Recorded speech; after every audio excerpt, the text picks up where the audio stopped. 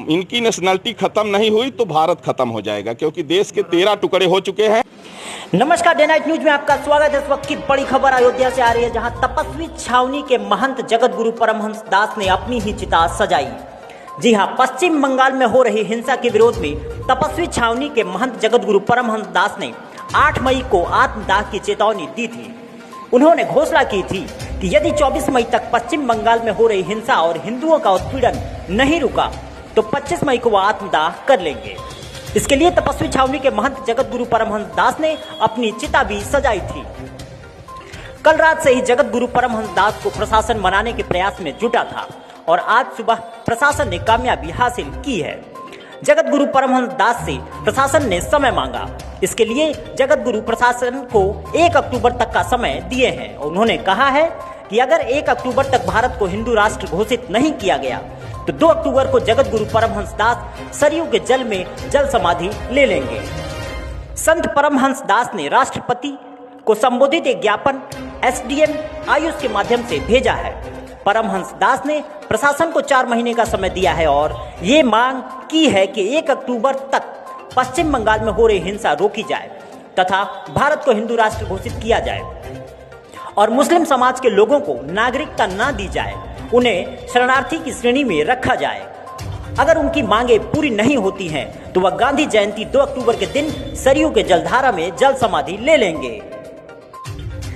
Media में लगातार बने रहने वाले सुर्खियों में श्री परमहंस दास एक बार फिर चर्चा में आ गए हैं। इस बार परमहंस दास को पश्चिम बंगाल में हो रही हिंसा के विरोध में आत्मदाह की धमकी दी थी, जिसके लिए उनको 25 मई को आत्मदाह करना था।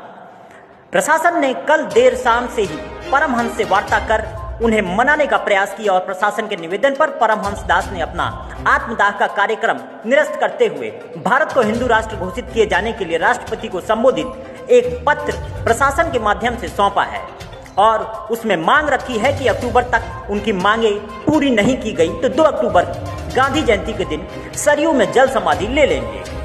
देखिए संवाददाता ज्योति जायसवाल की एक खास रिपोर्ट, day night news Ayodhya. West Bengal में 2 मई को चुनाव परिणाम घोषित होने के बाद में ममता बनर्जी के इशारे पर रोहिंग्या मुसलमानों ने लाखों हिंदुओं की हत्या किया। 5000 से ज़्यादा हिंदुओं के घर जला दिए, कई हजार बहन बेटियों के साथ गैंग रेप किया गया और लाखों हिंदू जो है वहाँ से पलायन कर चुके हैं। जब वहाँ के राज्यपाल पीड़ितों का हाल जानने के लिए गए तो वहाँ से जो भागे हुए थे वो कहे कि हम नहीं जाएंगे, नहीं तो फिर आएंगे हमको मारने के लिए।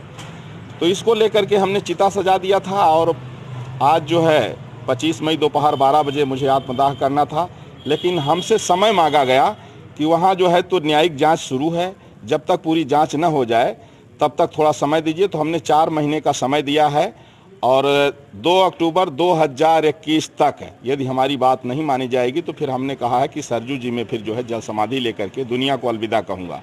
और हमारी मांग ये है कि भारत को अब हिंदू राष्ट्र घोषित किया जाए, क्योंकि 16 अगस्त 1946 को मुसलमानों ने देश के पार्टीशन को लेकर के कहा कि देश हमें अलग चाहिए, हम हिंदुओं के साथ नहीं रह सकते हैं।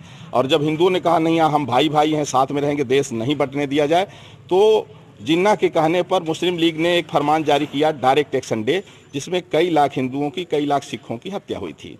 तो जब उनको पाकिस्तान और बांग्लादेश अलग दे दिया गया और मुस्लिम राष्ट्र बन गया और वहाँ हिंदुओं की जनसंख्या दिनों दिन कम हो गई, तो अब समय है कि भारत को हिंदू राष्ट्र घोषित किया जाए, क्योंकि मुस्लिम आबादी जहाँ ज़्यादा हो गई है वहाँ देश विरोधी नारा लगाया जा रहा है, सेना पर पत्थर मारा जा रहा है, पुलिस के चौकी थाना जलाए जा रहे हैं।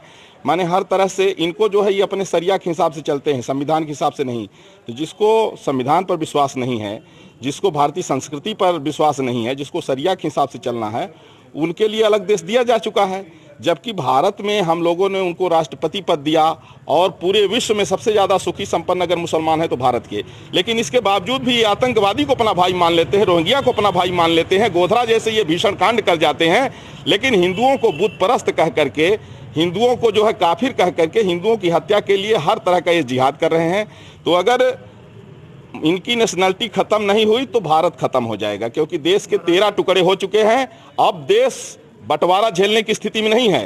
राष्ट्र की एकता और अखंडता को बनाए रखने के लिए एक उपाय है कि ईसाइयों और मुसलमानों की नागरिकता खत्म की जाए, भारत को हिंदू राष्ट्र घोषित किया जाए। और ये हमारी मांग है। अगर नहीं पूरी होगी तो फिर 2 अक्टूबर 2021 को मैं जल समाधि लूँगा। देखिए, आज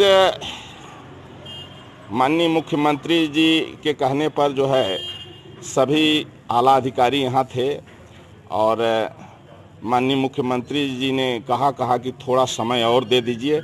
तो संविधान की रक्षा के लिए हर संभव जो है हम लोग प्रयास कर रहे हैं। सेंट्रल गवर्नमेंट से डिमांड है कि महाराज जी थोड़ा समय दें, तो इसलिए हमने 4 महीने का समय लिया। परमहंस दास जी ने आतंकवाद की चेतावनी दी थी, जिससे अपनी चिता भी लगाई थी। प्रशासन ने उनको मनाने का प्रयास किया और शायद लगता है सफल हुए। क्या हुआ?